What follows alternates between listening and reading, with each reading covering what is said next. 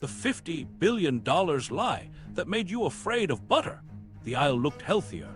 Low-fat labels everywhere, little hearts on boxes, butter swapped for something spreadable and beige. And yet, hospitals were filling, waistlines expanding, cravings worse than ever. We took out fat and added sugar, nailed it. To see how that happened, follow the money, the science, and the spin. This wasn't medical certainty. It was a market opportunity dressed as truth. Your health, your hunger, your grocery bill on the line.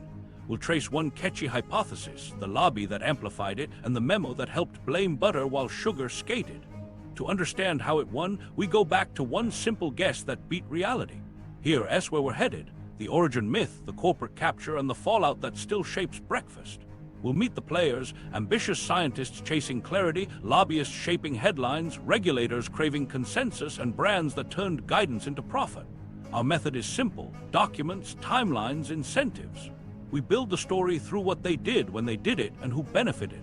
One question sits at the center. Why did we fear butter, not soda? We'll plant 3 open loops. One paper, a tidy graph that turned a hypothesis into common sense. One memo, instructions to steer scrutiny away from sugar. One congressional moment, national advice that moved like law through schools, hospitals, and supply chain. We'll move chronologically, but track the human moments that made it stick: the press conference sound bite, the supermarket pivot, the family argument over the dinner table. Along the way, we'll hold to one rule: facts first, drama earned. There's irony here, not theatrics. The truth is plenty. The spark starts with a rise in heart disease, a frightened country, and a physiologist who offered an answer simple enough to win the room. The idea sounded clean. The world it landed in was messy. That gap would feed an industry. The birth of a villain. Fat gets blamed. Heart attacks arrived like a new kind of storm in mid-century America. Men in their 40s and 50s collapsing at work. Headlines asking why. Doctors were guessing in real time. Labs focused on cholesterol because they could measure it. Politicians wanted something to tell the public. People wanted a culprit they could see on their plate. Into that moment stepped a clear, elegant hypothesis. Eat less saturated fat, lower your blood cholesterol, reduce heart disease. It fit the tools and the fear. It also fit the camera. Fat looks like fat. Butter, bacon, cream, easy villains, intuitive to blame. Complex metabolic pathways and multiple interacting risks. That doesn't fit on the evening news. Stakes: families wanted fathers to live. Employers wanted healthy workers. The government wanted a unified message. If saturated fat was the lever would be pulled everywhere. Food advice, institutional menus, eventually the grocery aisles. The risk, buried under urgency, was that a simple story would beat a truer one. Action: early feeding studies in the 1950s showed dietary fat could bump cholesterol in some subjects, sometimes inconsistently. Observations from post-war Europe suggested poorer regions eating fewer animal fats had less heart disease. That pattern felt persuasive, and in a post-war culture enamored with linear progress, the leap from correlation to cause came quickly. Conferences turned debate into direction.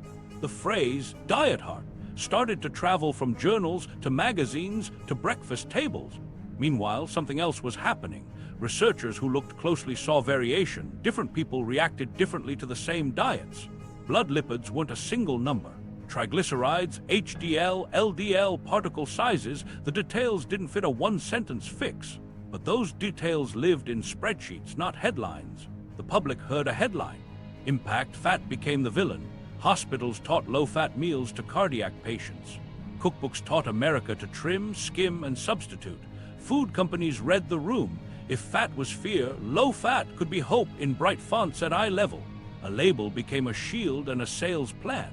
Stakes: when a nation rewires eating around one nutrient, everything downstream changes. What farmers grow, how factories formulate, what cafeterias serve. People's daily hunger and energy, too. Remove fat and you remove a major driver of satiety. Something has to fill the hole. Carbohydrates were cheap, shelf-stable, and easy to engineer into something that felt indulgent without sounding dangerous. Action: government agencies, under pressure to deliver clarity, preferred a single target to a tangle of caveats. Limit saturated fat, lower total fat. The nuance, what replaces the fat, how foods are processed, which fats differ, fell away. Media amplified the simplicity. A telegenic expert with a clear message always beats a careful scientist with a stack of caveats. Recipes changed. Margarine replaced butter in family fridges. Cereal got a health halo. Yogurt lost fat and gained sweetness. The story moved from policy to pantry. What nobody knew at the time, or maybe didn't want to say out loud, was that the data didn't cleanly support the public certainty. Population curves could be drawn to fit the hypothesis, but other curves disagreed. Trials that tried to lower fat didn't consistently prevent heart attacks. Some biomarkers moved in opposite directions. Lower LDL here, higher triglycerides there, HDL dropping where you didn't want it to. But the ideological cement was setting. Questioning, it felt like attacking a life raft. Impact, a commercial era opened. Low fat became both virtue signal and permission slip. People ate more of products that claimed less of something scary. Supermarkets organized around the new rules. Advertising turned restraint into reward. Have another, it's low fat. The country felt like it was doing the right thing. Meanwhile, across town, a different set of memos was circulating. If fat takes the blame, sugar gets cover.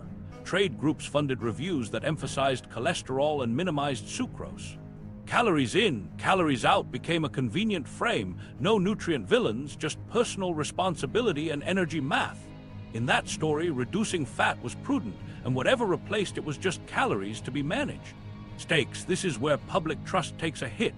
When advice aligns perfectly with profitable products, skepticism grows, but slowly, because the products feel like they're helping. The Snackwell mindset wasn't born from greed alone. It came from people trying to do better within the rules they were given. They ate the cookie that said it was safe. Action in kitchens, families learned new tricks: skim the soup, bake without butter, swap in spreads that promised heart safety. At workplaces, vending machines added better-for-you options that were sweeter, not richer. Physicians repeated the messaging, insurers tied programs to it, schools standardized menus around it. The system locked in. Impact, at scale, the body's feedback began to show up: hunger between meals, energy dips, snack cycles. But that reckoning comes later in our story. For now, the birth of a villain was complete. Fat had a face, sugar had a shadow. The stage was set for a study to become a story so powerful it would steer a nation, and the headlines were ready to print. The Keys study and the 7 countries story. 3 days earlier in our timeline, a physiologist packed a suitcase with notebooks and a working theory.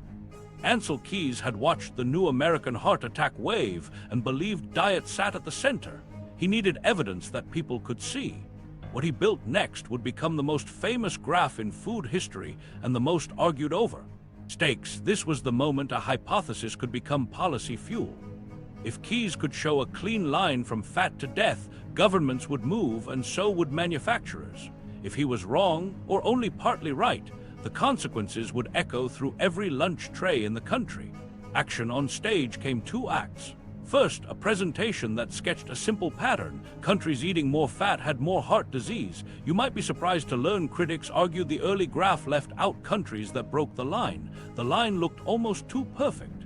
Critics later said those 6 points were chosen because they fit. Broader data sets blurred the picture. Keys pushed on. The second act was the 7-country study, launched in the late 1950s, enrolling middle-aged men across Europe, the US, and Japan. Researchers measured diets, blood lipids, and then waited years to count heart attacks. It was ambitious, expensive, and the first of its kind. Meanwhile, something else was happening. Scientific confidence and public certainty were moving at different speeds. Inside the study, diet assessment relied on what communities reported and what investigators could sample. Food varied by season. People didn't eat the same way every week. The methods were the best available, but they weren't perfect. Outside, the media wanted an answer. Keys offered one with conviction. Saturated fat and dietary cholesterol raise serum cholesterol. High serum cholesterol drives coronary disease. The chain felt logical, and the images were sticky. Butter on toast, fat in a pan, arteries as pipes. Impact, the 7 countries' publications in the 1970s delivered a headline-friendly result. Regions with higher saturated fat intake had more heart deaths. Mediterranean and Japanese cohorts had fewer. The story took off. Conference halls applauded. Funding followed the narrative. Eat less fat moved from discussion to doctrine. For policymakers, a cross-country map was easier to act on than a thicket of confounders. Stakes, dissenters risked careers by tapping brakes. Some pointed to selection issues, why these countries, not others, and to nutrients traveling together. In places with more animal fat came more calories, different smoking patterns, different labor, different trans fats from margarine. Others noted lipid details. Triglycerides and HDL mattered, not just total cholesterol. Not all LDL behaved the same. These weren't TV lines, they were clinic lines on lab slips. Action, a 1957 critique, argued that if you plotted more nations, the tidy line bent. Later, trials trying to lower total fat found mixed results. LDL down, triglycerides up, HDL down, an arithmetic that didn't always cut risk the way people hoped. But those trials arrived after the cultural cement had set. Keyes, forceful in debate, one microphone time. He didn't invent the entire diet heart hypothesis, but he became its face, telegenic, quotable, certain enough for prime time. Meanwhile, across town, PR teams read the room. If the scientific consensus was pointing at saturated fat, then low-fat labels were the future. Food technologists got to work. Recipes lost cream and gained stabilizers. Mouthfeel came from starches and sugars. The 7 countries story had lit a runway, and industry planned to land a fleet on it. Impact, in kitchens from Crete to Minnesota, the study's shadow stretched long. Greek olive oil, fish, and vegetables became the press-friendly shorthand for a heart-healthy pattern, even as real Mediterranean diets included more nuance than the Americanized versions allowed. In Japan, lower heart disease existed alongside other realities: lower total calories, different lifestyles, less ultra-processing. Those context points rarely made the headline. Stakes, if a study built to observe populations becomes the engine of individual prescription, errors scale. The wrong swaps, fat out, sugar in, could worsen the very markers people were trying to fix. The right swaps, fat quality, whole foods, less refined starch, got lost in translation. Action conferences amplified certainty. Editorials hardened positions. Nuance had to fight for oxygen. Keyes argued that critics were missing the forest for the trees. Critics argued the forest had species he wasn't counting. The 7 countries' work kept accumulating follow-ups, many valuable, some overinterpreted. It didn't prove saturated fat alone caused heart disease. It associated patterns of eating with patterns of outcomes and helped birth modern cardiovascular epidemiology. Impact, the image stuck anyway: fat equals death. That picture would anchor the first national guidelines and give low fat its halo. But even in those early years, the seeds of doubt were planted. Selection confounding biomarker complexity. Those seeds would take decades to sprout in public. While fat took the blame, sugar was learning how to stand just off stage, in the dark, waiting for its cue to stay invisible. Sugar's quiet victory: funding, framing, and PR. While Keyes filled auditoriums, another engine was humming in quiet rooms with carpeted floors and good coffee. Trade groups read the diet heart moment as risk and opportunity. If saturated fat took the heat, sugar could step out of the spotlight. The plan wasn't to win a scientific truth. It was to shape the questions journalists asked and what policymakers heard. Stakes, billions in sweeteners flowed through cereals, sodas, baked goods, yogurts, and sauces. If sugar became a headline villain, reformulation would be costly and market share fragile. If the target stayed on fat, sugar could be the gap filler, cheap, stable, and easy to sell as light. Action, internal memos framed the mission: refocus attention on cholesterol, fat, and personal responsibility. Commission reviews that critique sucrose studies as weak, elevate uncertainty, and end with a tidy line: more research is needed. Fund respected academics to write in prestigious journals, including a 1967 review that downplayed sugar and leaned hard on saturated fat. The Sugar Research Foundation and allied groups didn't need to own the narrative outright. They needed to make fat the obvious first suspect and calories in, calories out the official posture. A 1967 review in a major journal did exactly that: emphasize the serum cholesterol story, minimize triglycerides, and make saturated fat the dietary villain that policy could chase. Meanwhile, something else was happening. PR teams pitched reporters digestible angles. Cut fat to save your heart made clean copy. Sugar's role is inconclusive kept the door open. Press kits arrived with expert quotes and neat charts. In interviews, spokespeople agreed that Americans should reduce calories and exercise more. It sounded noble and neutral. It steered blame away from ingredients and toward individuals. Impact, editorial boards leaned into the fat-first frame. Morning shows held up margarine tubs. School assemblies preached low-fat snacks. Behind the scenes, food scientists solved a technical problem. Fat carries flavor and texture. Take it out and products taste like cardboard. Solution: add sugar, starch, and gums to restore mouthfeel and make low-fat taste like dessert. The label wore a halo. The formulation hid the swap. Steaks: once low-fat became shorthand for healthy, companies could stretch the definition of better. A yogurt with almost no fat and plenty of added sugar could sit in the diet section. Breakfast cereals could tout heart-friendly whole grains while leaning on sweeteners for repeat purchases. Beverage makers embraced portion rhetoric and energy math. If excess calories were the villain, then a small soda was a reasonable treat, and a big one was personal choice. Action sponsorships deepened the moat. Conferences, sports events, and research centers received checks. Grants steered topics toward physical activity, energy balance, and cholesterol. Not all funded work was biased, but the pattern nudged the spotlight. Journalists who chased scoops got access to experts who spoke in consensus phrases. The evidence on sugar is mixed. Moderation. Focus on total calories. Meanwhile, dissenters pointing to triglycerides, HDL, and insulin dynamics sounded like they were complicating a settled debate. Impact: the calorie frame became the escape hatch. Calories in, calories out sounds neat. Living it on low-fat, sugary foods is chaos. If weight was simple arithmetic, then ingredient quality didn't matter, only quantity did. That logic gave manufacturers latitude to keep sweetness high while urging consumers to hit the treadmill. It also handed guilt to eaters who struggled with hunger on low-fat, high-sugar pattern. If they were tired or snacky, the story said they lacked willpower, not better inputs. Steaks: policy drafts mirrored the framing. National guidelines called for limiting total and saturated fat and reducing added sugars in principle, but led with the fat target. Procurement systems for schools and hospitals prioritized low-fat formulations. Procurement officers don't read lipidology, they follow checklists. The checklist rewarded products that could pass a fat threshold and didn't penalize sugar unless it was extreme. Action ad campaigns wrapped it in virtue. Fat-free banners, heart icons, active families on picnic blankets. Behind the camera, formulations leaned on high-fructose corn syrup and refined starches that hit fast, wore off faster, and brought people back to the pantry. Sales rose. So did the feeling that you could eat the whole box because the label promised safety. Impact: sugar won by staying boring. It didn't need a defense, it needed to avoid a trial. You might be surprised to learn industry funding shaped key reviews while disclosures were at best murky. By the time documents surfaced showing how funding shaped reviews and messaging, the market had already trained a generation to equate low-fat with healthy. The habit was built, the aisle was arranged, and the palate had been taught to crave sweetness in foods that never used to have it. The 1977 guidelines, when advice became law-like. While industry polished low-fat into a promise, Washington was under pressure to make it policy. Heart disease was the top killer, obesity graphs were tilting up, and Congress wanted a single answer the public could understand. Hearings were scheduled, cameras were ready. Scientists arrived with caveats, staffers needed a sentence.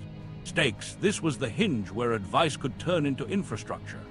If the message oversimplified, it would echo through school lunches, military bases, prisons, hospitals, every cafeteria with a procurement officer and a checklist. What went on paper would decide what went on plates. Action: in 1977, a Senate committee released Dietary Goals for the United States. The language sounded cautious: reduce saturated fat and cholesterol, moderate total fat, cut sugar and refined carbohydrates, yet the hierarchy was clear. Fat came first. Sugar appeared, but without the teeth to rearrange an aisle. The phrase, "eat less fat," was the headline journalists grabbed, and the shorthand bureaucracies could operationalize. Behind the scenes, agency staff tried to translate science into rules. How many grams, what percentages, which foods would count? Meanwhile, something else was happening. The regulatory state needed simple metrics. It's hard to buy diet quality at scale. It's easy to buy to a fat limit, so institutional menus were rewritten. Milk went from whole to skim. Butter budgets shifted to spreads. Ground beef got cut with soy. The vending machines swapped nuts for pretzels labeled low-fat. In schools, pizza crusts got bigger while cheese got thinner. In hospitals, desserts became light but sweeter. None of this required a law. It only required a guideline plus liability. No administrator wanted to be caught serving the wrong fat. Impact: the guidelines became law-like not by statute, but by procurement and fear. Public health departments wrote grants around compliance. Insurers designed wellness programs around the same thresholds. A new food pyramid would crystallize the visual later, but the foundation was poured here. The message sounded modern, rational, and patriotic. Eat the way experts say, save the nation from heart disease. It also created a template the food industry could solve for. Steaks, the checklist economy favors what can be engineered. If you're a manufacturer, you hit the fat number, then fix taste with sugar and starch. If you're a school district, you buy the compliant items with the best price. If you're a parent, you trust the label with a heart icon and the low-fat claim. The risk was metabolic. When you scale a swap that lowers satiety and speeds digestion, you can stoke hunger and cravings across millions of bodies. Action inside the committees, debates about evidence went long. Trials were mixed. Some cardiovascular endpoints didn't budge as expected. Researchers argued over whether total fat should be capped or just saturated fat reduced, whether carbohydrates should be unrefined, whether trans fats deserved their own warning. But the political clock kept ticking. Consensus language won the day, and dissenters were archived as appendices. When agencies produced the first official dietary guidelines in 1980, they echoed the goals with polished phrasing. The message to the public stayed simple: reduce fat, especially saturated, choose lean meats, increase grains, moderate sugar. Meanwhile, industry reps learned the cadence. They weren't officially writing the document, but they influenced the ecosystem around it. Comments, white papers, and the trade press translating guidelines into formulation blueprints. Universities trained dietitians in the new orthodoxy. Advertisers shaped consumer expectations. Supermarkets reorganized end caps. Impact, a national palate shifted. Children grew up thinking skim milk was virtue and egg yolks were suspect. Margarine replaced butter at potlucks. Low-fat yogurts began their long run as diet staples. Hospitals charted heart-healthy trays around fat targets. The military standardized rations with an eye on lipid profiles. None of this guaranteed worse health. Some changes likely helped. But one consequence became clear in the lab slips. Triglycerides often crept up, HDL dipped, and hunger returned between meals. For many, the fix required snacks, compliant ones, conveniently sweet. Steaks, once a guideline creates winners, change gets harder. If you question the fat cap, you're not just poking a theory, you're poking supply chains, contracts, and careers. Any pivot would need heroes willing to risk reputations and bureaucrats willing to revisit settled language. That wouldn't happen fast. The guidelines would update every 5 years, cautiously. Markets would update every quarter, aggressively. This was the moment advice became architecture. And architecture is hard to move. The low-fat gold rush. Products, labels, profits. While the ink dried on the guidelines, boardrooms started sketching. Low-fat wasn't just advice, it was shelf power. If you could stamp those words on a box, you got eye-level placement, end caps, and a price bump. Buyers were trained to reward compliance. Consumers were trained to reward the claim. The gold rush began with a label. Steaks, the supermarket turned into a compliance maze. Hit the fat limit and you could charge more for less. Miss it and you got buried. For families, the badge felt like a safety net. For companies, it was a margin ladder disguised as virtue. Action ingredient teams opened spreadsheets. Fat came out. To fix taste, they turned to sugar and refined starch, then tuned texture with gums and thickeners. A yogurt that once had cream and cultures now had corn syrup, stabilizers, and flavorings that mimicked dessert. Crackers lost butter and gained maltodextrin. Peanut butter shed its natural oils in favor of added sugars and hydrogenated oils that wouldn't separate on a shelf. The new promise was simple: familiar indulgence without the bad nutrient. Meanwhile, packaging departments got theatrical. Heart icons floated near product names. Green leaves and joggers ran across boxes. Claims multiplied: low fat, no cholesterol, light, 99% fat-free. The back label told a quieter story. Added sugars rising, serving sizes shrinking to keep the numbers friendly. A half cup that nobody used became the denominator for virtue. Impact: consumers bought more. The Snackwell era set the tone. If a cookie wore a halo, people took two. Health became a permission slip. Sales data showed repeat purchases spiking for fat-free treats. Each bite taught the palate to expect sweetness where it never used to live: sauces, dressings, breads. Over time, the craving baseline moved. Steaks, this wasn't just taste drift, it was economics. Sugar and starch were cheap. Milk fat, animal fats, and traditional oils cost more. By swapping inputs, manufacturers widened margins while marketing restraint. A better-for-you line could come from the same plant as the old one, with the expensive parts removed and the story price tag. Action line extensions multiplied. Classic cereal now had heart-healthy variants. Ice cream freezers split into full fat and light, with the latter stacked higher. Yogurt aisles exploded with fruity cups under 2% fat, many with a dessert's worth of sugar. Salad dressing shelves tilted toward fat-free bottles that turned greens into sweet snacks. Even pasta sauces leaned sweet to fix the mouthfeel lost when oils were trimmed. Meanwhile, retailers learned to play the game. Planograms highlighted compliant products. End caps taught shoppers what healthy looked like. Loyalty programs offered points for low-fat choices. In-store dietitians hosted demos with recipe cards that swapped butter for margarine and added a squeeze of honey for balance. It felt modern, tech-forward, and responsible. Impact, the numbers at scale were staggering. A single, fat-free reformulation could unlock millions in incremental sales, not just from new customers, but from old ones eating more often. Frequency was the unspoken metric. Make products that leave people a little hungry, a little sooner. Not enough to notice, just enough to return. Stakes, some teams knew the metabolic toll, others saw only velocity charts. At the counter, consumers felt the loop. A low-fat breakfast before work, hunger by 10, a compliant snack, lunch at noon, a mid-afternoon dip, and a light dessert after dinner. No one segment owned the cycle. The system did. Action advertising cemented the story. Commercials opened on morning jogs and kitchen islands filled with fat-free cereal and skim milk. I mean, seriously, we turned dessert into breakfast and called it heart-healthy. Take care of your heart became the tagline for products that moved calories from fat to sugar. Celebrity endorsements boosted spreads that promised to lower cholesterol, even as trans fats quietly rode along. When trans fats eventually faced scrutiny, a new wave of zero trans fat packaging arrived, still low fat, still sweet, still celebrated. Impact, price premiums held. Consumers paid extra for subtracting fat.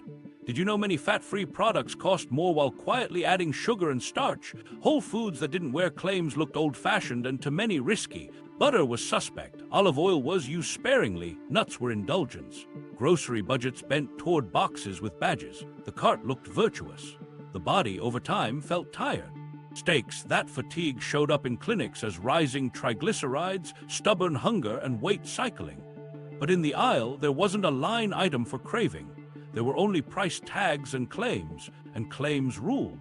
Action, private label followed national brands into the halo economy, driving adoption further by lowering the entry price.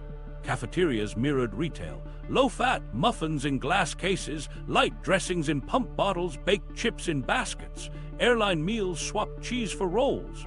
Conference buffets offered fat-free cookies next to coffee urns. Compliance traveled with you. Impact, the gold rush didn't just fatten profits, it rewired taste, habit, and expectation. Talk about a Cravings business model. Eat more because it's less. Low fat trained us to equate sweetness with health, labels with truth, fullness with guilt. It also set up the next act. When bodies started pushing back, more hunger, less energy, lab markers going sideways, the fortress of fat is bad would crack. But first, the market would cash in. The metabolic payback. Hunger, insulin, and cravings. While labels promised virtue, bodies kept the score. You swap fat for sugar and refined starch, and the first thing that changes isn't your cholesterol panel, it's your morning. You eat the healthy, low-fat breakfast, feel light, and by 10 a.m. you're staring at the vending machine. That's insulin talking. Stakes, this is where chemistry meets willpower. If your diet keeps insulin high and swings glucose, your appetite system shifts from calm to noisy. I mean, seriously, no one wins against a snack clock set by hormones. You store more, burn less, and think it's your fault. On a population scale, those swings compound into afternoon slumps, snack cycles, and weight creep. Action, remove fat from food and digestion speeds up. Carbohydrate, especially refined, hits the bloodstream fast. Glucose rises, insulin rises to shuttle it away. That's normal physiology, but the pattern repeats meal after meal when the diet's built on cereal, fat-free yogurt with added sugar, pretzels, and light dressings sweetened to compensate for lost oil. Insulin doesn't simply lower blood sugar. It signals the body to store energy and puts a handbrake on fat release from adipose tissue. If you're constantly signaling, store. You're less able to tap into your own reserves between meals, so you get hungry sooner, even if total calories look tidy on paper. Meanwhile, something else is happening inside. Satiety cues run on more than volume. Fat and protein stretch the meal's runway. Cholecystokinin, peptide YY, and other hormones tell your brain you've had enough. Strip those away, and a big bowl of low-fat, high-sugar food can leave you biochemically underfed despite feeling physically full for 20 minutes. The signal fades, the pantry calls. Impact: people living inside low-fat, high-sugar patterns report the same story, good intentions, then cravings. Coffee becomes a crutch. Snacks move from occasional to scheduled. Workplaces respond with better-for-you options that extend the cycle. Granola bars, baked chips, fat-free muffins. At the clinic, fasting triglycerides trend up, HDL trends down, and a stubborn waistline doesn't care that breakfast was 99% fat-free. Stakes: this isn't just about weight. Those lipid shifts matter. Higher triglycerides and lower HDL cluster with insulin resistance, a metabolic state that raises risk for type 2 diabetes and cardiovascular disease. When guidance drives a national pivot toward foods that push those markers the wrong way for many people, the bill lands in clinics and insurance pools, not just in kitchen. Action: product teams weren't blind to hunger, they engineered around it. Hyperpalatable blends, sweet, soft, and easy to chew, lower the cost of eating. You can consume them quickly without the metabolic friction that whole foods impose. A low-fat frozen dinner ends with a light dessert, and you've taken in a lot of fast carbs with little satiety. In contrast, meals anchored by protein, fiber-rich plants, and natural fats slow the whole system down. The stomach empties more slowly. Hormones say enough sooner and louder. People notice it in simple ways. A breakfast with eggs and avocado carries them to lunch. A fat-free yogurt and cereal bowl buys 90 minutes. Meanwhile, clinicians testing different playbooks saw it in labs. Did you know triglycerides often drop and HDL rises when people cut refined carbs and bring real fats back, even if total fat goes up? Patients who shifted away from the low-fat, sugar-heavy pattern often watched triglycerides drop and HDL climb, even when total fat increased. Some found that cutting refined carbs smoothed glucose curves and reduced the afternoon crash. Others did well on plant-forward, minimally processed, lower-fat diets that still kept fiber high and sugar low. The common thread wasn't a macronutrient ideology. It was escaping the industrial blend that made hunger loud. Impact: once you experience quiet hunger, meals that end the mental tug-of-war, the moral narrative cracks. It wasn't a willpower problem, it was a wiring problem. That realization creates a new kind of skepticism toward the aisle that trained you. You start reading labels differently, noticing sugars by new names: maltodextrin, evaporated cane juice, corn syrup solids, slipped into healthy foods to keep them craveable while wearing a low-fat tag. Stakes: the guilt loop loses power when the mechanism becomes clear. But systems resist change. Employers still stock light snacks. Hospitals still call fat-free pudding heart healthy. Insurance programs still reward low-fat choices on app checklists. The body, however, registers relief quickly when you stop chasing spikes. Fewer snacks, smaller portions without trying, a quieter afternoon. Action: there's a human moment here that repeats across families. Someone brings real butter back, swaps the fat-free dressing for olive oil and vinegar, adds protein to breakfast, and the household notices fewer 9 p.m. raids. A parent who lived through the Snackwell years tells an adult child why it felt like their appetite was broken. That's not nostalgia, it's a reframing. The story moves from shame to design. Products were built to meet guidelines and sell more units. Our hormones were collateral. Impact: the metabolic payback becomes visible in retrospection. We taught a nation to eat fast sugar in slow disguises and praised them for it. Then we blamed them for being hungry. That's the quiet cruelty of the low-fat era. It pathologized appetite while feeding it. The cracks in fat is bad didn't start with ideology. They started with people who got tired of living at the mercy of a snack clock. The Dissenters, researchers who wouldn't let it go. While the aisle cheered low-fat, a handful of researchers stared at lab slips that didn't fit the script. They weren't contrarians by temperament. They were clinicians and statisticians watching biomarkers move the wrong way and wondering why nobody upstairs seemed bothered. Stakes: this was reputational ground fire. Questioning the fat-first dogma could cost grants, colleagues, and tenure tracks. But the stakes for patients were bigger. if low-fat swaps pushed triglycerides up and HDL down, if hunger cycles were baked into the advice, then sticking with the script wasn't prudence, it was negligent. Action: in quiet clinics and small conferences, they presented awkward data. Trials that aggressively cut total fat showed LDL dip modestly, then revealed the catch. Triglycerides rose, HDL fell, and some participants didn't see fewer heart events. Sub-analyses flagged small, dense LDL, more atherogenic than the big, fluffy kind, as a distinct risk. Others spotlighted fasting insulin and HOMA-IR, hinting that insulin resistance, not dietary fat per se, sat closer to the engine. These weren't blockbuster headlines, they were footnotes that kept piling up. Meanwhile, lipidologists kept repeating a simple sentence that sounded inconvenient on morning TV. Total cholesterol is a blunt tool. Triglycerides and HDL together tell a deeper story about metabolic risk. When low-fat patterns replaced fat with refined carbohydrates, those two numbers often drifted the wrong way. Patients with high triglycerides and low HDL weren't rare, and they weren't thriving on fat-free yogurt and bagel. Impact journals took the papers but parked them behind paywalls and beside editorials urging caution. The Dissenters earned a reputation: meticulous, sometimes prickly, hard to book for a segment because they refused to give a 5-word answer. Yet their work seeped sideways into practice. A cardiologist would quietly tell a patient to swap the morning muffin for eggs, to bring olive oil back, to go easier on juice. The advice wasn't branded, it was personal. Stakes: pushing this into the open meant taking on institutions. Committees had enshrined fat caps, major universities trained dietitians to recite them. Funding followed the orthodoxy. If you proposed a trial that raised fat but cut sugar and refined starch, reviewers wanted assurances it wouldn't harm people, while accepting that the status quo was safe by default. The Dissenters kept filing applications anyway. Action: they diversified approaches. Some ran metabolic ward studies that controlled every bite, showing how refined carbohydrate loads spiked insulin and triglycerides within days, while higher fat, lower sugar menus corrected those markers even at steady calories. Others followed real-world cohorts, tracking how people did on minimally processed diets that prioritized protein, fiber, and natural fat. Some trials compared low-fat to low-carbohydrate approaches head-to-head. Weight moved in both groups, but triglycerides fell harder and HDL rose more on carb restriction, especially in insulin-resistant participants. Not a miracle, just better alignment with the biology they were seeing. Meanwhile, young investigators learned the social rules. Don't overclaim. Separate saturated fat from industrial trans fat, which deserved a clear red light. Acknowledge that some people do well on plant-forward, lower-fat diets when sugar and ultra-processing are low. Keep saying the quiet part.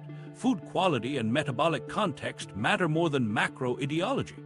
Impact: a small clinical underground formed.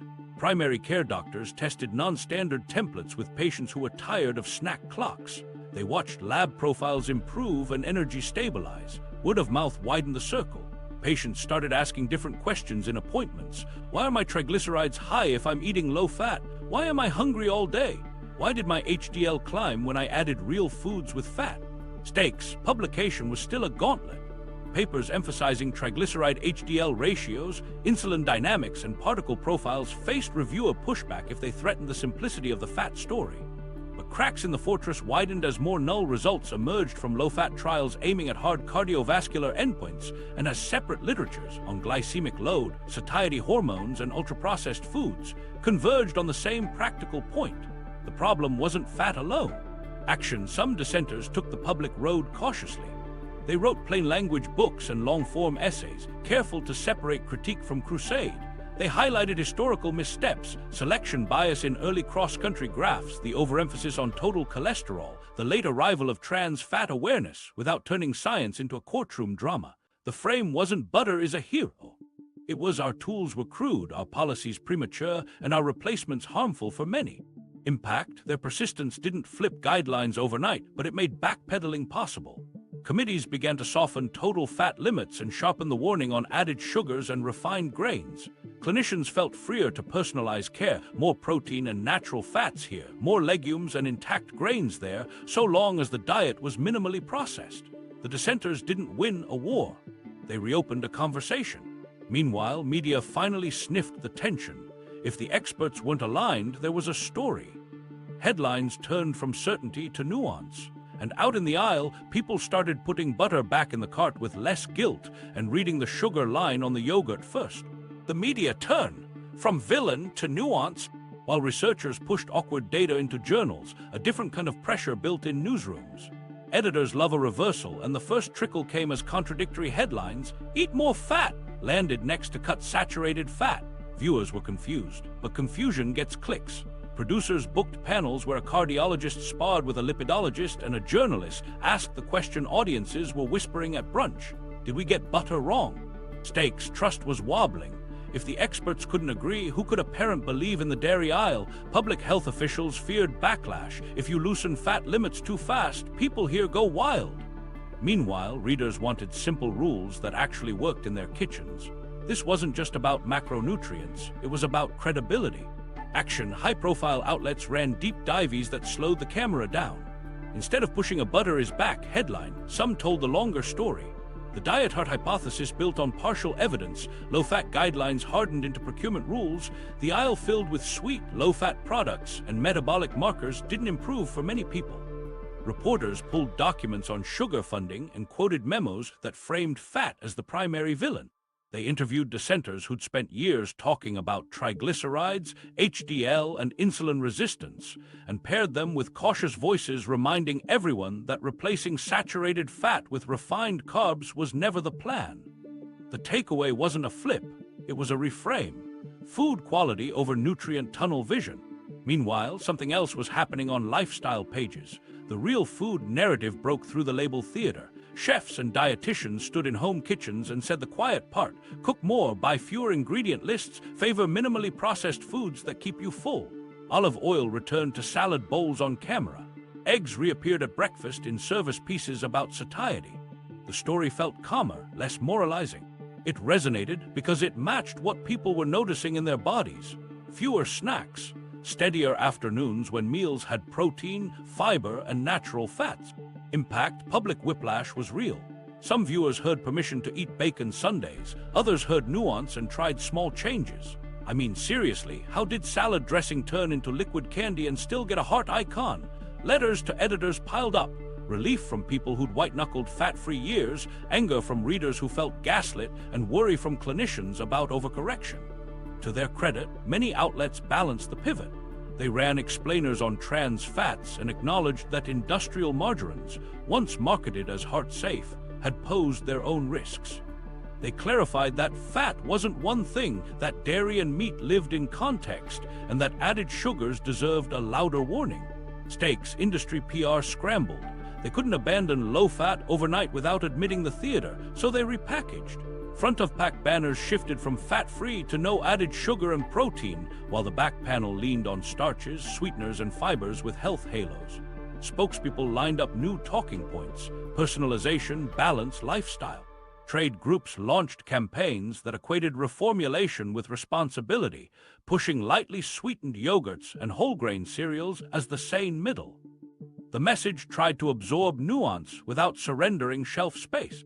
Action, interviews took on a new cadence.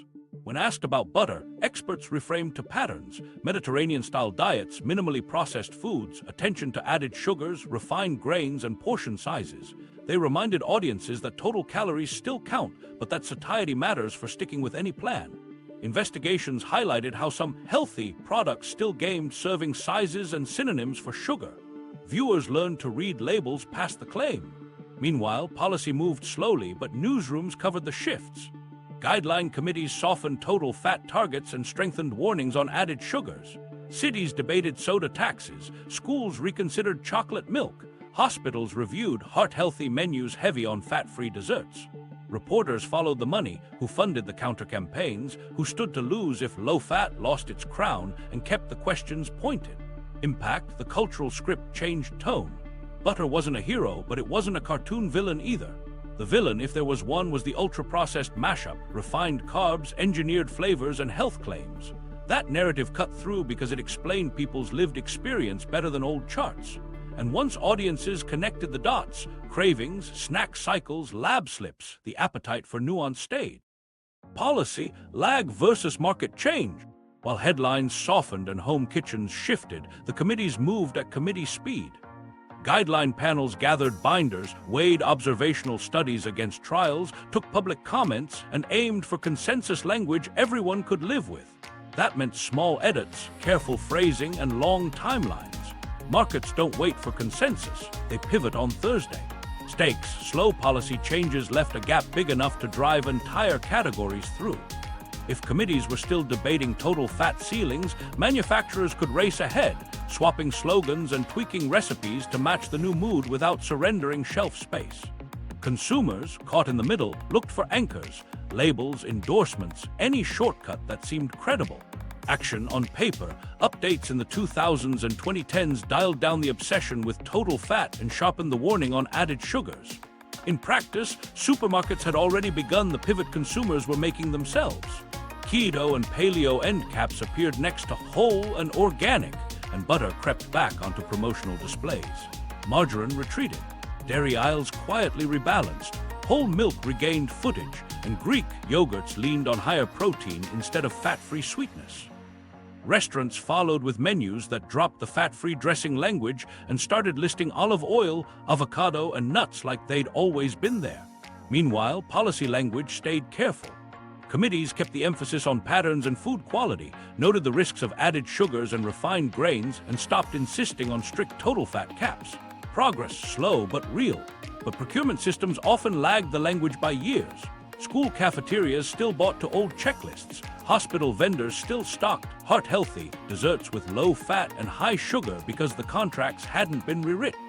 Insurance wellness apps rewarded low-fat choices the way they always had. The bureaucracy hadn't caught up to the nuance. Impact, the market outran the memo. Butter sales climbed while heart-healthy spreads fell. Did you know some of those spreads hid trans fats for years while getting health halos? A line of margarine that had ruled the 199s faded into back corners, the brand equity spent.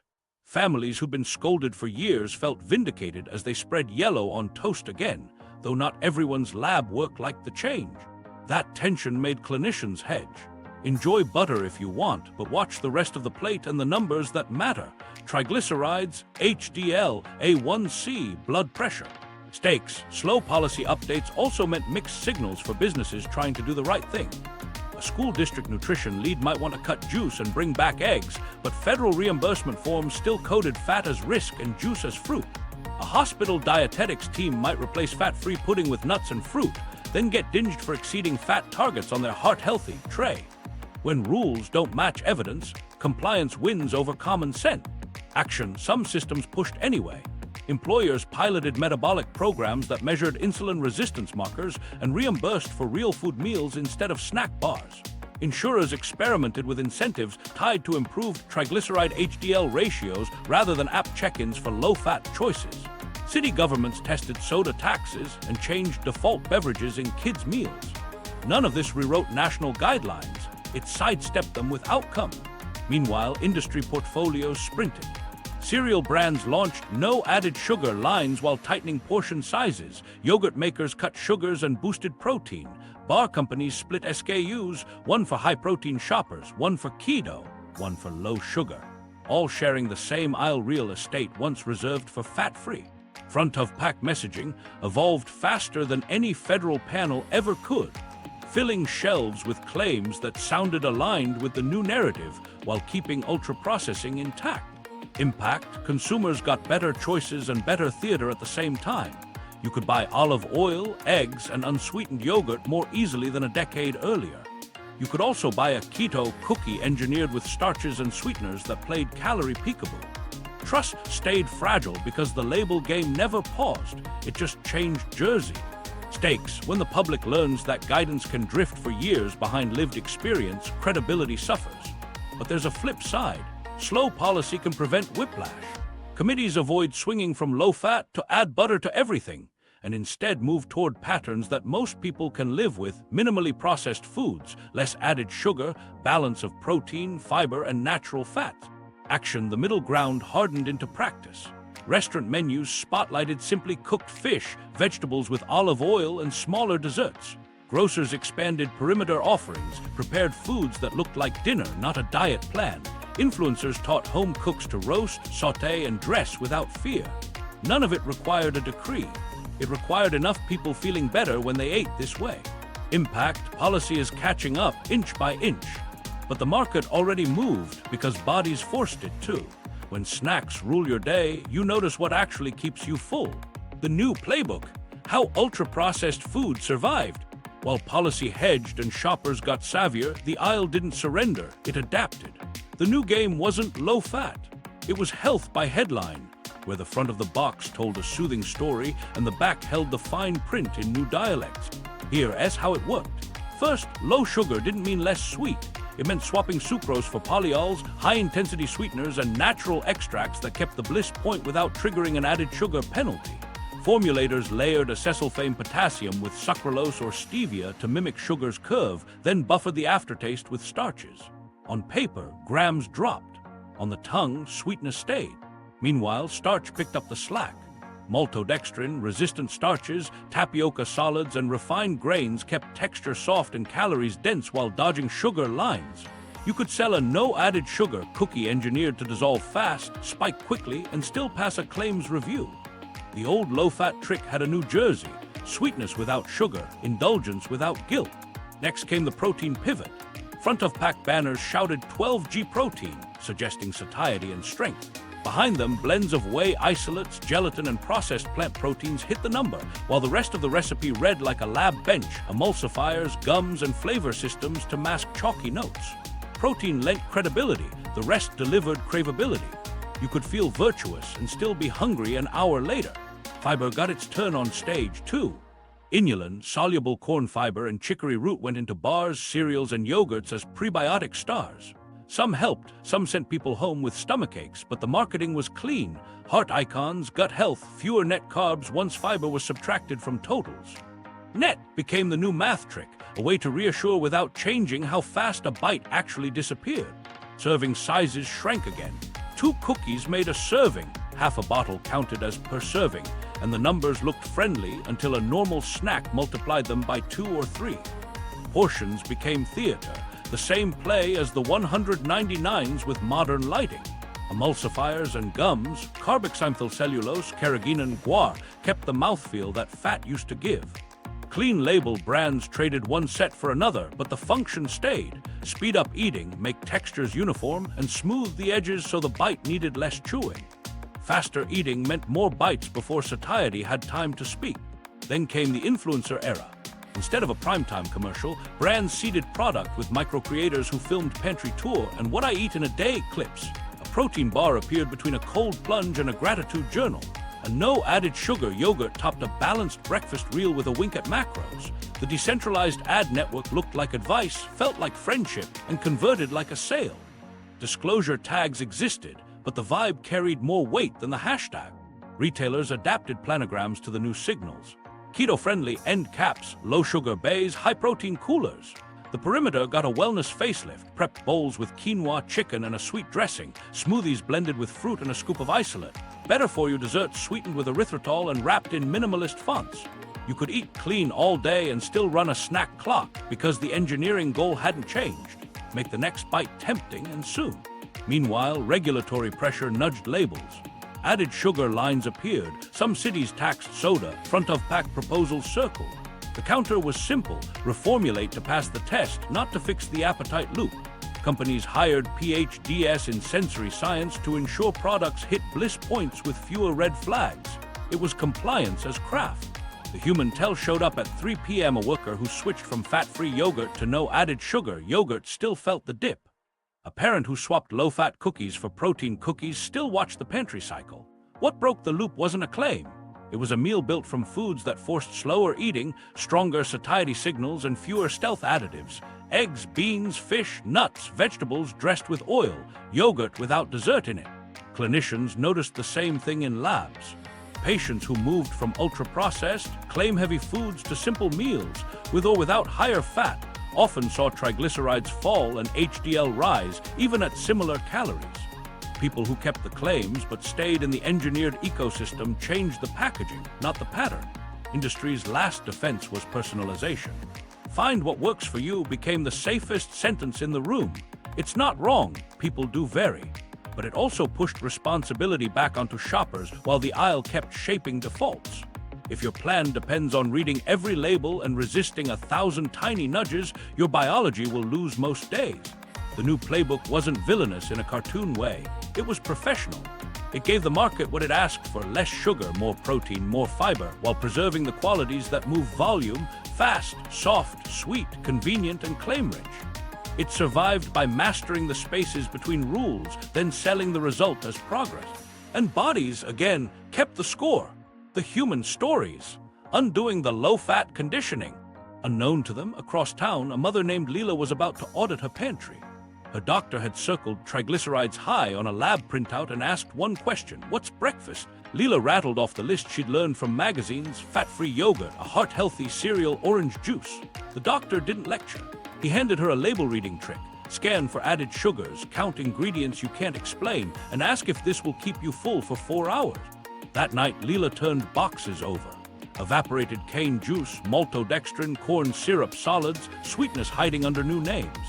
She set aside the light dressing that listed sugar before vinegar and the fat-free cookies everyone ate 2 at a time. She didn't throw anything away. She put a sticky note on that shelf: try again. The first week, she swapped breakfast: eggs and spinach with a piece of toast, full-fat yogurt with berries and nuts on busy days. The strange part wasn't the taste, it was the quiet. 10 a.m. came and went without a snack. By noon, she wasn't cranky. Coffee didn't feel like life support. At dinner, she dressed the salad with olive oil and lemon instead of the fat-free bottle. Her husband raised an eyebrow: isn't fat bad? But he finished his plate and didn't prowl the pantry at 9.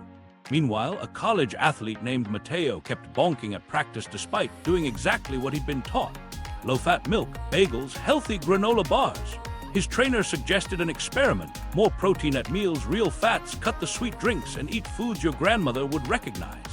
Mateo traded the fat-free sub for chicken, avocado, and greens, swapped sports drinks for water and salted oranges.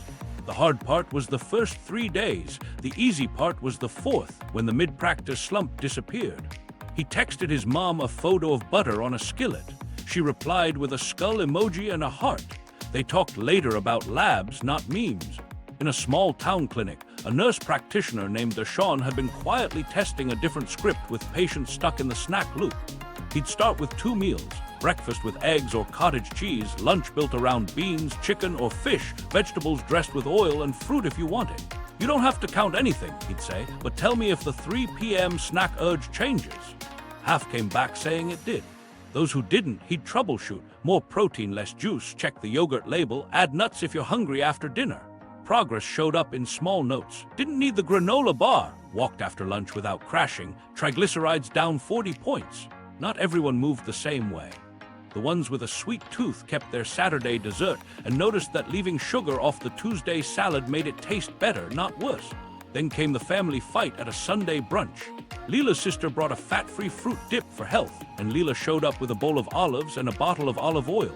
Their dad, a veteran of the margarine years, wagged a finger: I remember when butter was basically contraband. Leela smiled and passed the bread. I'm not saying eat a stick, she said. I'm saying the fat wasn't the whole story. They didn't resolve it at the table. They didn't have to. A month later, her sister texted a photo of a grocery receipt with fewer boxes and more produce. Trying your thing, we'll see. At a warehouse job, Tamika kept a granola bar in her pocket because the line didn't stop. She'd been told to go fat-free for her cholesterol and felt worse. Her union health coach asked her to try one change: swap the bar for a small bag of almonds and a hard-boiled egg, keep the rest of her day the same. The first week, she still reached for the vending machine. The second week, she didn't. When her lab slip came back with HDL up and triglycerides down, she brought it to the break room and taped it next to the vending machine. Someone added a sticky note: who knew eggs beat cookies? Not every story was tidy. A foodie named Priya loved baking and worried that real food meant giving up joy. It didn't. She kept baking, saved it for weekends, and cooked more during the week: lentils with ghee, vegetables roasted in oil, fish on Tuesdays. The craving clock quieted. The scale moved a little. Her dentist noticed fewer late-night sugar hits. She kept her Saturday cake and lost the Wednesday candy. What people said over and over was, I found the perfect diet. It was, I'm not thinking about food all day. Undoing low-fat conditioning didn't require a manifesto. It required a pantry moment, a breakfast that lasted, a family conversation that didn't turn into a fight, and a lab slip that told the truth before the label did. What the best evidence now suggests. To understand why the quieted hunger felt so different, we need to zoom out without losing the human thread. The best evidence doesn't crown a single macronutrient king. It points to patterns that align biology with behavior, ways of eating that keep glucose steadier, insulin calmer, and satiety signals loud enough to carry you through the day. Start with quality over phobia. Diets built from minimally processed foods, vegetables, fruits, legumes, intact grains for those who tolerate them, eggs, seafood, meat, or dairy if you choose, nuts, seeds, and oils like olive oil, consistently perform better than diets built from ultra-processed blends, regardless of precise fat percentage. You see it in labs and in grocery lists that shrink the snack aisle footprint. Protein sits at the center of staying full. Adequate protein, roughly a palm or two per meal for most adults, helps preserve muscle, steadies appetite, and improves adherence to any plan. People who raise protein from background noise to anchor tend to eat less without counting. They don't will themselves into it. They get there because the signals change. Natural fats used on purpose help those signals carry. Olive oil, avocado, nuts, seeds, and the fat that naturally comes with real foods extend a meal's runway. When you swap ultra-processed, low-fat products for real foods with fat, triglycerides often fall and HDL rises, especially if you simultaneously cut added sugars and refined grains. That shift shows up quickly for many with insulin resistance. Carbohydrates aren't the enemy, refinement is. Fiber-rich carbs, beans, lentils, vegetables, whole fruit, and intact grains for those who do well with them, digest slower, flatten glucose swings, and pair well with protein and fat. The trouble starts when flour and sugar dominate. A bowl of beans with olive oil behaves differently than a whole grain bar glued with syrups. Sugar deserves a clear, non-moral warning label in your head. Fine for occasional joy, unhelpful as a baseline. When added sugars move from daily to once in a while, cravings often fade. That change happens in kitchens, not committees. Coffee without syrup, yogurt without dessert in it, dressings that aren't sweet.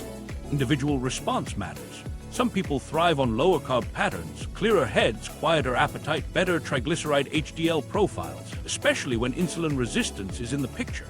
Others do well on plant-forward, relatively low-fat diets that are still minimally processed, high in fiber, and low in added sugars. The split isn't ideological, it's metabolic. Labs and how you feel are better guides than slogan. Simple rules beat macro spreadsheets for most lives.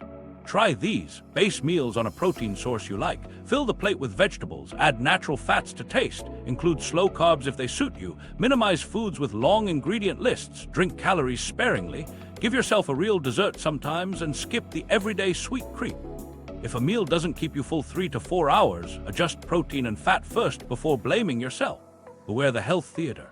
High protein, frosted cereals, no added sugar, treats sweetened to the same bliss point, fiber-fortified bars with emulsifiers. All can keep you in the snack loop wearing a nicer costume.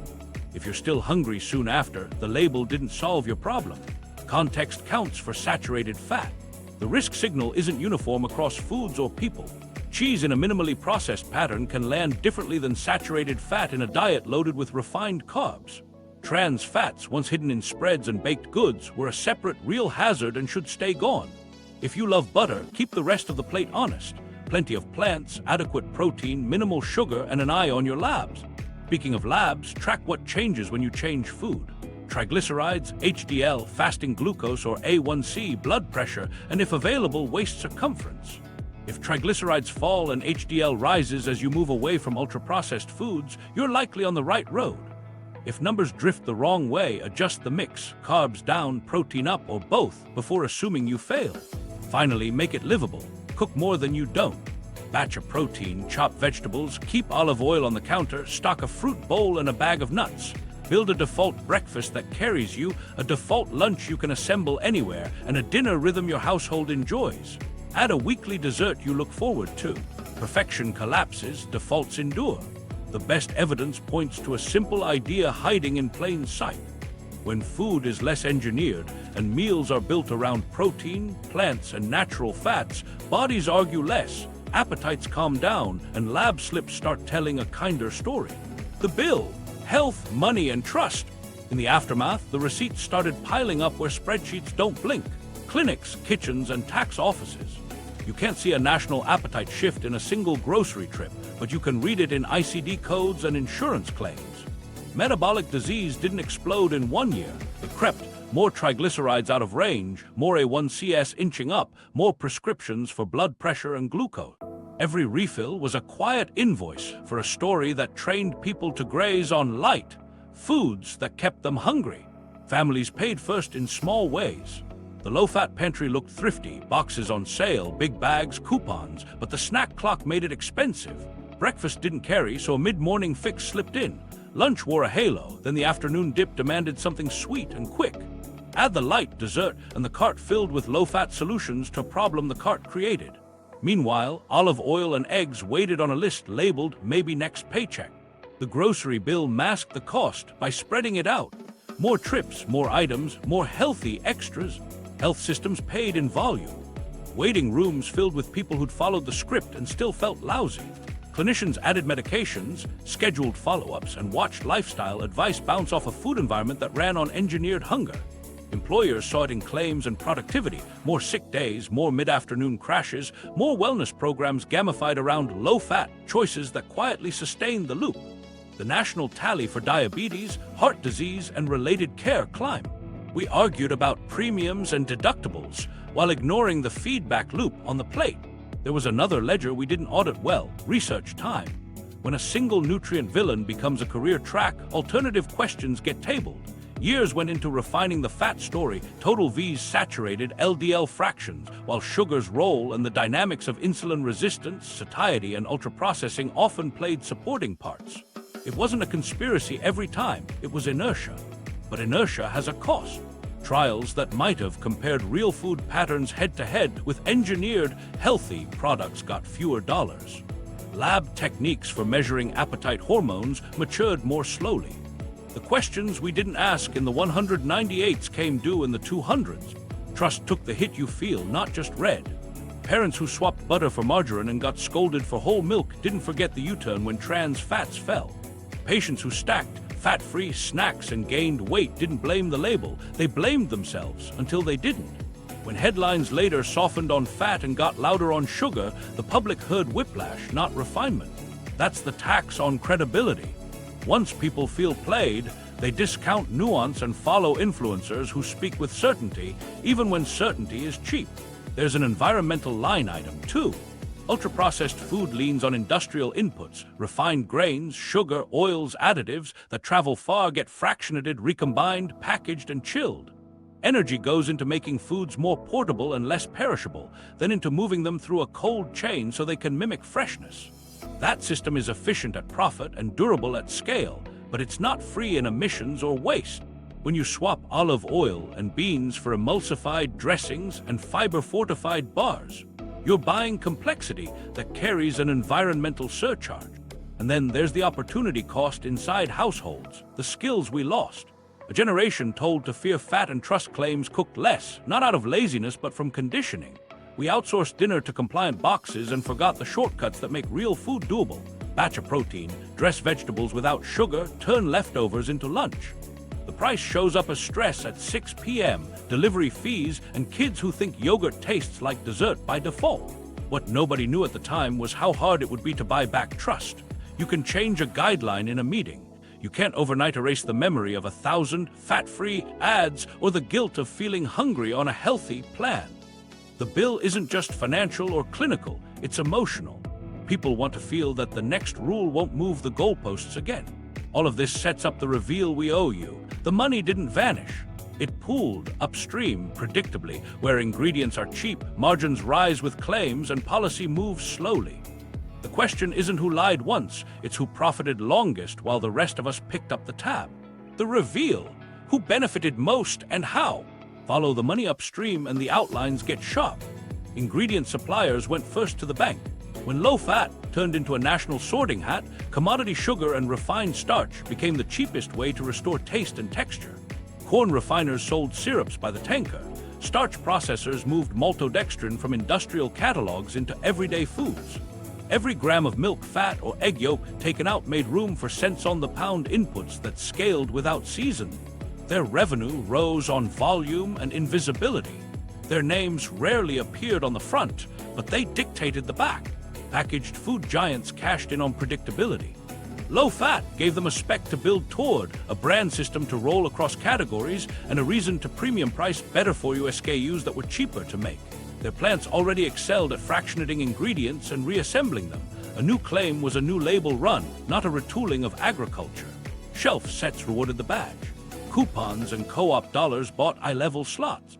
Line extensions multiplied. The same base formulation, 20 health costumes. Their profit came from mastering compliance theater at scale.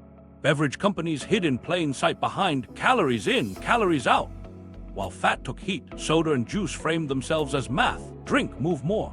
They funded messages that blurred distinctions between a potato and a pastry, a steak and a soda, so the debate stayed safely abstract.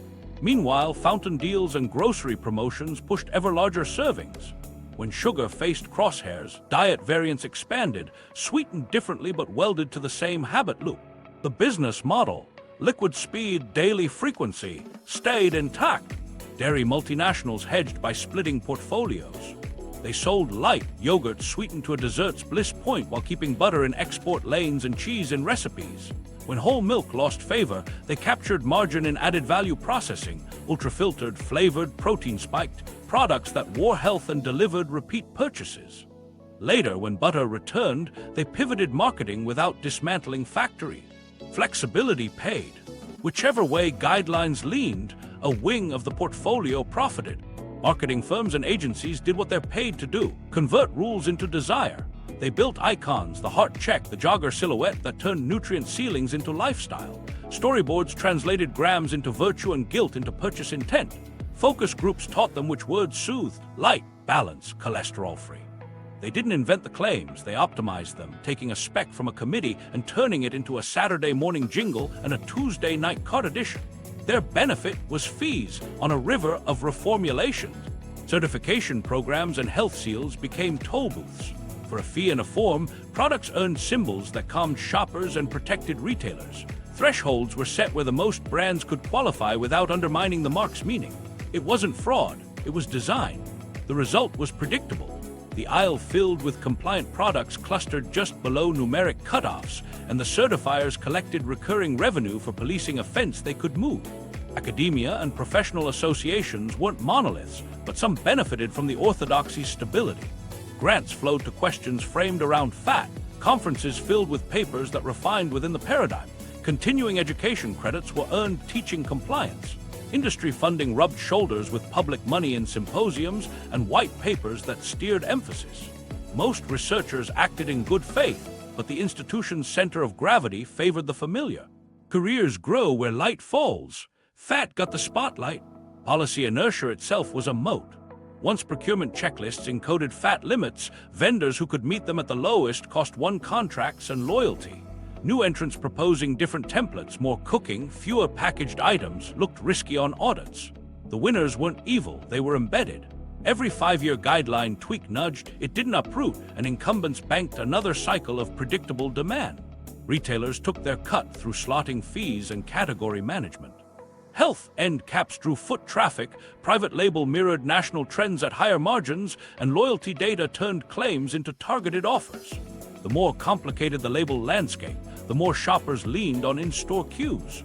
The more they leaned, the more retailers could sell the idea of curation as value. Add it up, and the lie wasn't a single plot. It was a profitable equilibrium. Cheap inputs plus clear claims plus slow policy created an economic flywheel. As long as we feared butter more than bliss points, the money kept moving in one direction, upstream to the suppliers, the brand houses, the certifiers, and the systems built to turn guidance into product. Ending the loop never showed up on a P&L, keeping it spinning did. A better default. Simple, real, repeatable. Buy foods with short ingredient lists. Build meals around protein, plants, and natural fats. Use olive oil. Treat sugar as occasional. Drink water. Cook twice, eat 4 times. Measure progress with energy, cravings, triglycerides, HDL, A1C waste. Adjust food, not willpower. Make defaults, not rules. The lie complicated eating. Real food simplifies living. Subscribe if you want more hidden histories reshaping what's on your plate. Watch next. The healthy product that sold virtue while emptying wallets, and how to spot the trick in 5 seconds.